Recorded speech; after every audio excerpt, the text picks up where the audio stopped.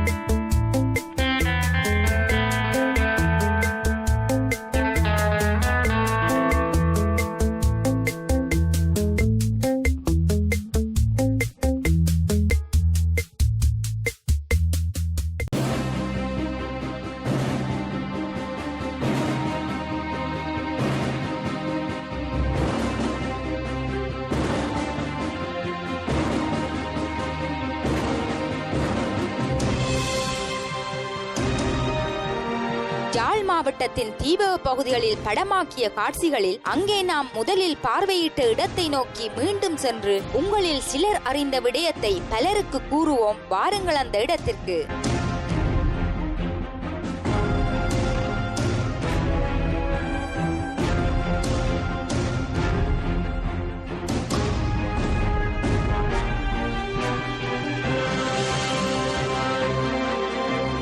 Tensile கொபேகடுவ தளபதியாக தலைமை தாங்கிய தாக்குதல்களில் ஒன்று ஆபரேஷன் லிபரேஷன். பின்னாட்களில் வடமராட்சி ஆபரேஷன் என அறியப்பட்ட இந்த ஆபரேஷனின் நோக்கம் இயக்கத்தின் கட்டுப்பாட்டில் இருந்த வடமராட்சி பகுதியை மீட்பதுதான்.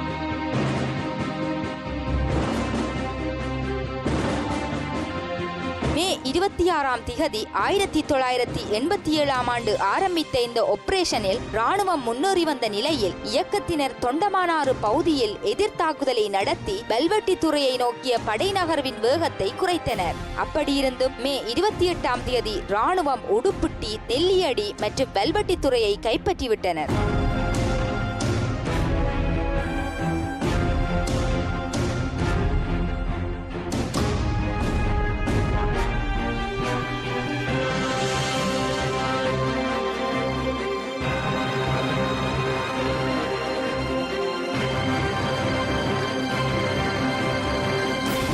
அந்த நேரத்தில் ஒரு திடீர் திருப்பம். இந்திய விமானப்படை விமானங்கள் யாழ் நகருக்கு மேலாக பறந்தன. அதுதான் இந்திய விமானப்படை உணவுப் பொதிகளை யாழில் போட்ட ஆபரேஷன் பூமாலை. அத்துடன் ராணுவம் தமது தாக்குதலை நிறுத்திக் கொண்டது. இந்த தாக்குதலில் தளபதியாக இருந்தவர்தான் டென்சில் கொபேகடுவ.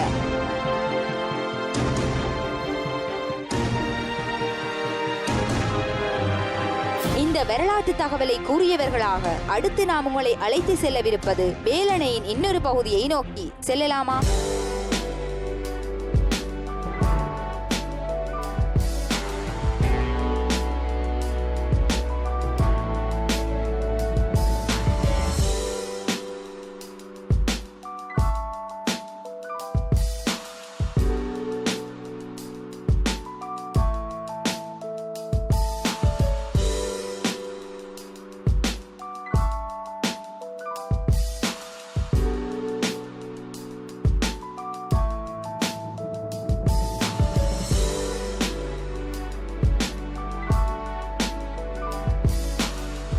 தற்பொழுது வேலணை கிழக்கு 2ஆம் வட்டாரத்துக்கு தான் வந்திருக்கின்றோம். இந்த இடத்தை பஸ் கொம்மனி சந்தை என்று சொல்லி அழைக்கின்றார்கள்.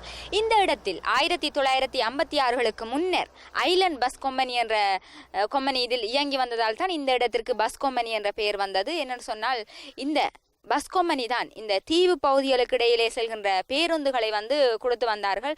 அது 1956களுக்கு முன்பட்ட காலப்பகுதி. என்னென்னு சொன்னால் பண்ணை பாலம் அமைப்பதற்கு முன்னர் யாழ்ப்பாணத்திற்கு செல்ல முடியாது, பேருந்தில் பயணிக்க முடியாது. மண்டை தீவு மற்றும் இந்த தீவு பகுதிகளிற்கிடையே இந்த பஸ் கம்பெனியினால் தான் வந்து பேருந்து பயணம் செய்யப்பட்டது. அது மாத்திரமல்ல, இந்த பாதையினூடாக சென்றால் புங்குடுதீவை தாண்டி குறிகட்டுவான் வரை செல்ல முடியும்.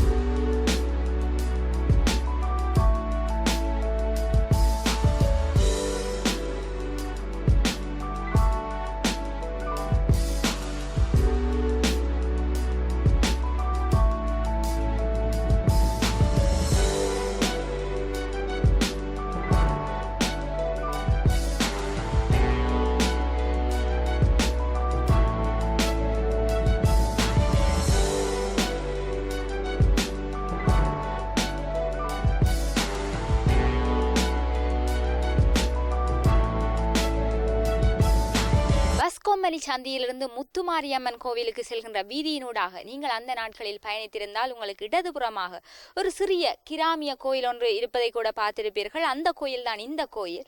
ஆனால் இந்த கோயிலுக்கு தற்பொழுது ஆட்கள் வருவதற்கான சான்றுகள் இல்லை. ஏனென்று சொன்னால் உள்ளே சருகுகள் கொட்டி கிடப்பதை பார்க்கக்கூடியதாக இருக்கின்றது. அத்துடன் கோயில் கதவு கூட மூடப்பட்டிருக்கின்றது. இருந்தாலும் இந்த கோயிலில் வந்து ஓம் என்று எழுதப்பட்டிருக்கின்றது என்றவுடன் நீங்கள் முருகன் ஆலயம் என்று நினைப்பீர்கள். ஆனால் பெரும்பாலான கிராமிய கோவில்களை பொறுத்தவரையில் உள்ளே எல்லா கடவுளும் வைத்திருப்பார்கள். அதனால் வந்து ஓம் என்று பொதுவாக எழுதியிருப்பார்கள். அத்துடன் இந்த ஆலயத்தில் வந்து ஆட்கள் வருவதில்லை. இருந்தாலும் இங்கே வந்து பொங்கல் வைத்திருக்கிறார்கள். அதற்கான சான்றாக இங்கே அடுப்பு கல்லு கூட இருக்கின்றது. இந்த அடுப்பினை எரிப்பதற்கான பாளைகள் கூட அந்த பக்கம் போடப்பட்டிருப்பதை பார்க்கக்கூடியதாக இருக்கின்றது.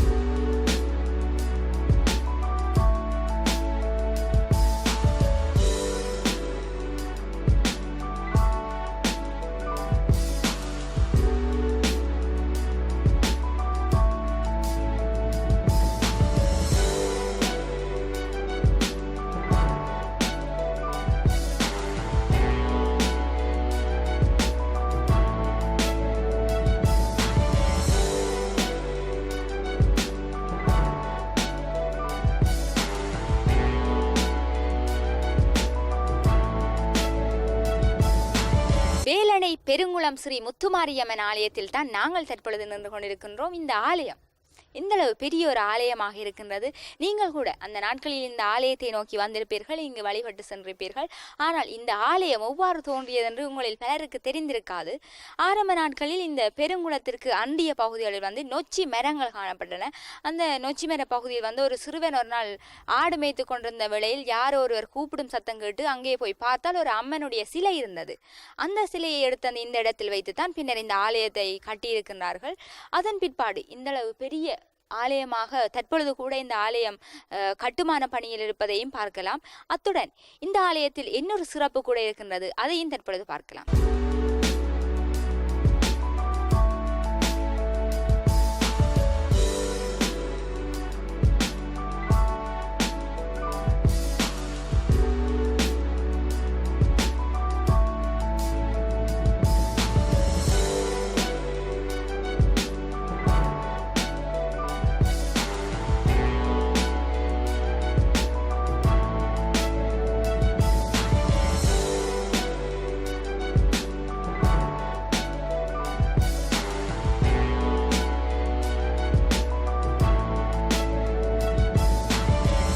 ஆலயத்தினுடைய திருவிழா ஆடி விரதம் முடிவடைந்து 5ஆம் நாள் ஆரம்பித்து 12 நாட்கள் வரை நடைபெறும். அத்துடன் 2013ஆம் ஆண்டு இங்கே நடந்த தேர் திருவிழாவின் போது ஒரு அதிசய சம்பவம் கூட நடைபெற்றிருக்கின்றது. அது என்னென்னு சொன்னால், இந்த தேரினுடைய கயிறு, தேரிழுக்கும் கயிறு அறுந்து விட்டது. அதனால் அவர்கள் என்னென்று தேர் இழுப்பது என்று யோசித்துக் கொண்டிருந்த வேளை இந்த பகுதியை சேர்ந்த 2 மீனவர்கள், அவர்கள் வாய் பேச முடியாதவர்கள், இருந்தாலும் சைகை முறை மூலம் வந்து சொன்னார்கள், இந்த சாட்டி கடலில் வந்து கயிறு வந்திருக்கின்றது, தேர் இழுக்கும் கயிறு வந்திருக்கின்றது, அதை வந்து எடுங்கள் என்று சொல்லி அவர்கள் வந்து சொன்ன பிற்பாடு இந்த கோயிலை சேர்ந்தவர்கள் போய் பார்த்திருக்கின்றார்கள். அது தேர் இழுப்பதற்கான கயிறு தான் என்று அறிந்து அந்த கயிற்றை அம்மனே அனுப்பி வைத்ததாக எண்ணி இங்கே கொண்டு இந்த தேரை நடாத்தி வைத்திருக்கின்றார்கள்.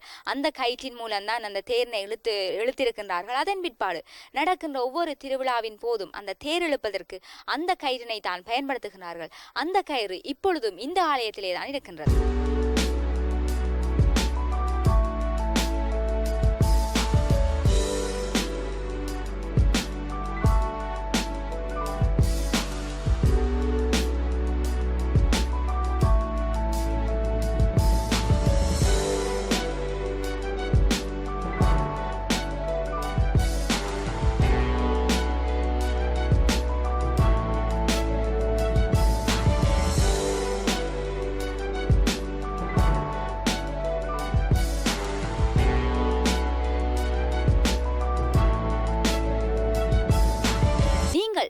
ஆலயங்களுக்கு சென்று அந்த ஆலயத்தின் உள்ளே செல்லும் போது அந்த ஆலயத்தின் கதவை பார்த்திருப்பீர்கள். ஆனால் அந்த ஆலயங்களின் கதவுகளிலிருந்து சற்று வித்தியாசமாக இந்த ஆலயத்தின் கதவு இந்த ஒரு பெரிய கதவாக காணப்படுகின்றது.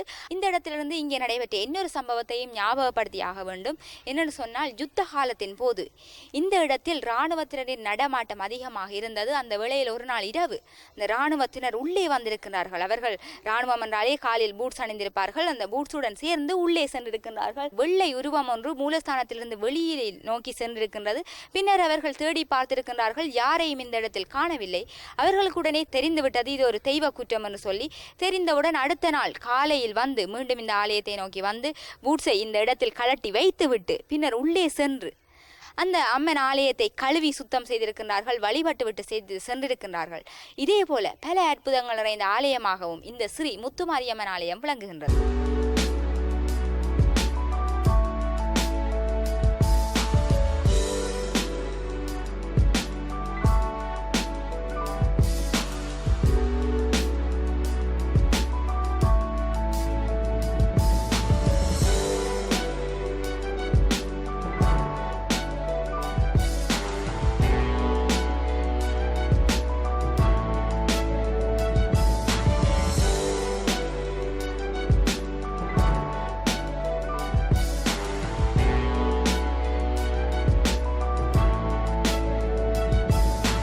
இந்த நிகழ்ச்சியை முடிவு கொண்டு வருகின்றோம். உங்களிடம் இந்த விடைபெறும் நாங்கள் ஒளிப்பதிவாளர்கள் தர்ஷன் மற்றும் மதுஷனுடன் இன்றும் உங்கள் அன்பின் லேகா. நன்றி நேயர்களே.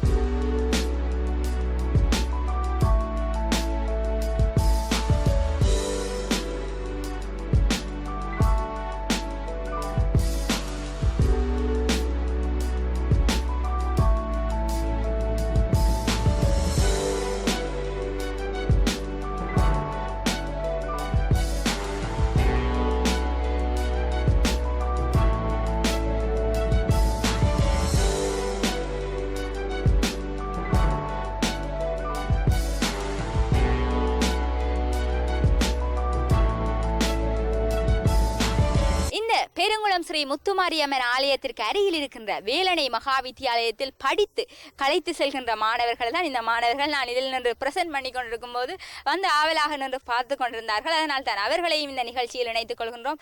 இப்பொழுது உங்களுடன் சேர்ந்த ஒரு விளம்பர இடைவெளி.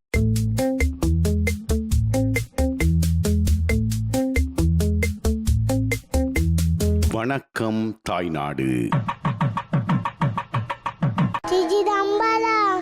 சத்துணை வேரியன் சொறிவானவன் தொட்டுணை திரிந்தடி வந்த கைத்தோல கட்டுணை பூட்டியும் கடலுள் பாச்சினும் நட்டுணையாவது நமச்சிவாயவே.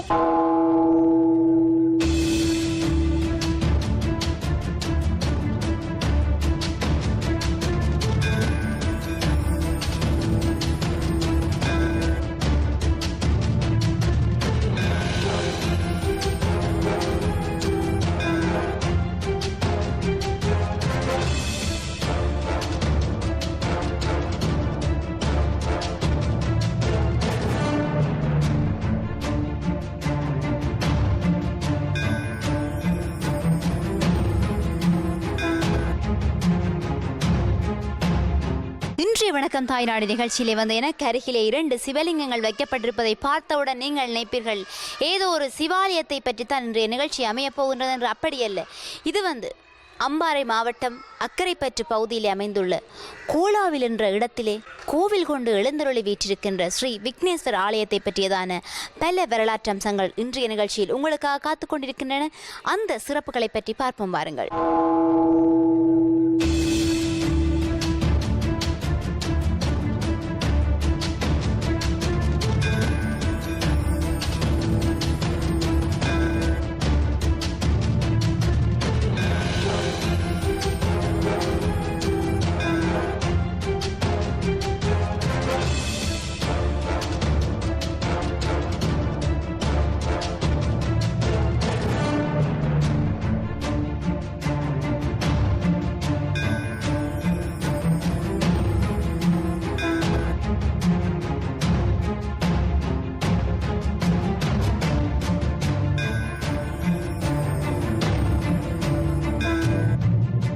இந்த விக்னேஸ்வரர் ஆலயம் தோன்றியதற்கு வந்து ஒரு வரலாற்று கதை கூட இருக்கிறது. இந்த ஆலயம் வந்து கிட்டத்தட்ட 100 வருடங்கள் பழமை வாய்ந்த ஆலயமாக காணப்படுகிறது.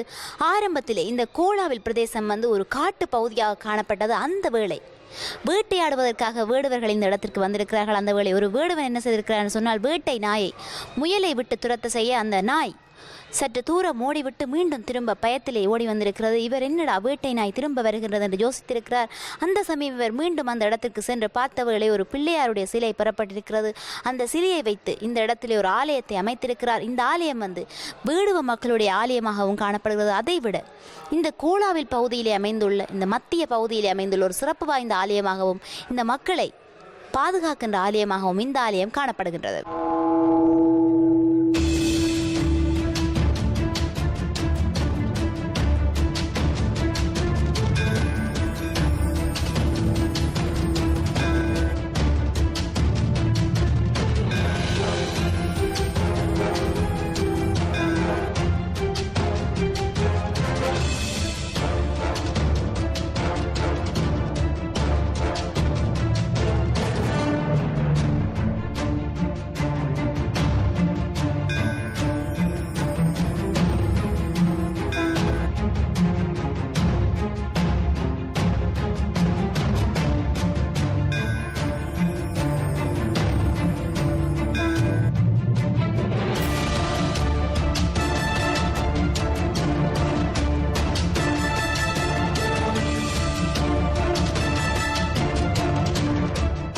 ஆலயத்திலே எழுந்தருளி வீற்றிருக்கின்ற விக்னேஸ்வரனை அருந்தனா கோட்டிய அப்பன் என்று சொல்லி அழைக்கிறார்கள். என்ன விடயம் என்று சொன்னால், இந்த ஆலயத்திலே வந்து சுமார் 70 ஆண்டுகளுக்கு முன்னர் இந்த ஆலயத்திலே ஒரு அற்புதம் கூட நிகழ்ந்திருக்கிறது. ஒரு மனிதர் நாக்கார்ந்த நிலையிலே வந்து இந்த ஆலயத்திலே தஞ்சம் புகுந்திருக்கிறார். அந்த வேளை இந்த ஆலயத்திலே இருந்து விநாயக பெருமானிடம் மன்றாடி இருக்கிறார்.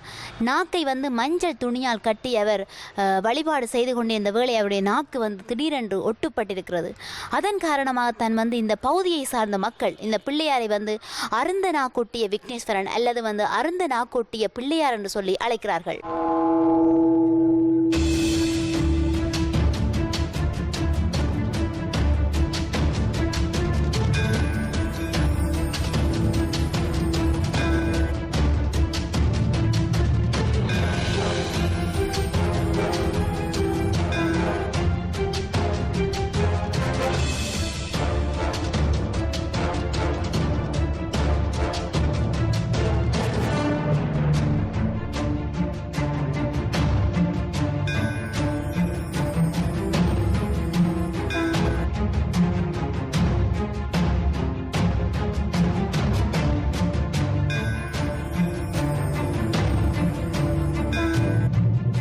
எந்த ஒரு இந்து ஆலயமாக இருந்தாலும் நிச்சயம் அந்த ஆலயத்திலே எழுந்தருளி வீற்றிருக்கின்ற கடவுளர்களுக்கு வந்து ஒவ்வொரு விரதங்கள் சிறப்பாக அனுஷ்டிக்கப்பட்டு வரும். அந்த வகையிலே இது ஒரு விநாயகர் ஆலயம் என்ற காரணத்தினால் வந்து இங்கே சதுர்த்தி விரதமும் இன்னும் பிள்ளையார் கதை போன்றன சிறப்பாக அனுஷ்டிக்கப்பட்டு வருகின்ற விரதங்களாக காணப்படுகின்றன. ஒவ்வொரு ஆலயத்திலும் வந்து வருடாந்த மகோற்சவம் இடம்பெறுவது வழமை. அந்த வகையிலே இந்த அருந்தனா கொட்டிய அப்பன் என்று சொல்லப்படுகின்ற இந்த பிள்ளையார் ஆலயத்திலே வந்து ஆவணி மாதத்திலே மகோற்சவம் சிறப்பாக இடம்பெறும்.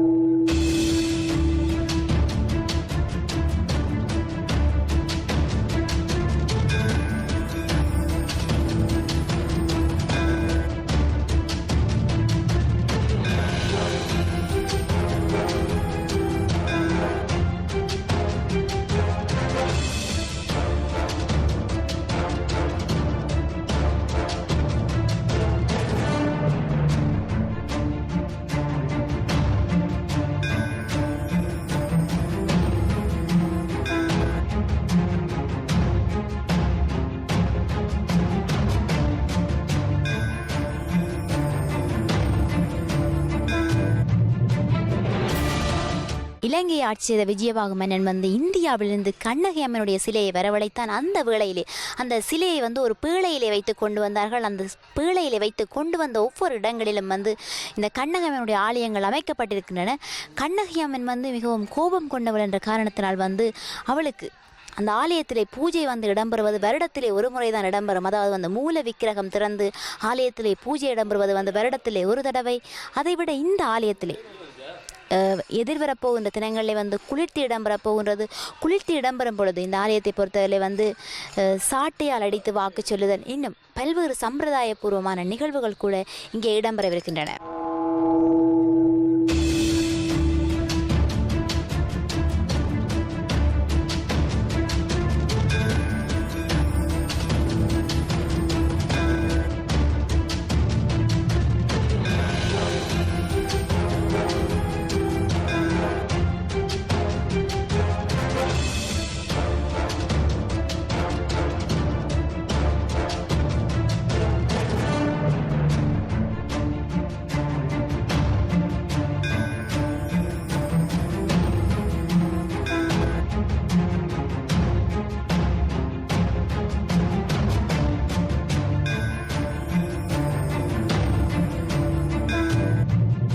மீண்டும் மற்றொரு நிகழ்ச்சியில் உங்களை சந்திக்கலாம் நேயர்களே. ஒளிப்பதிவாளர் புவியுடன் உங்கள் விஷானி.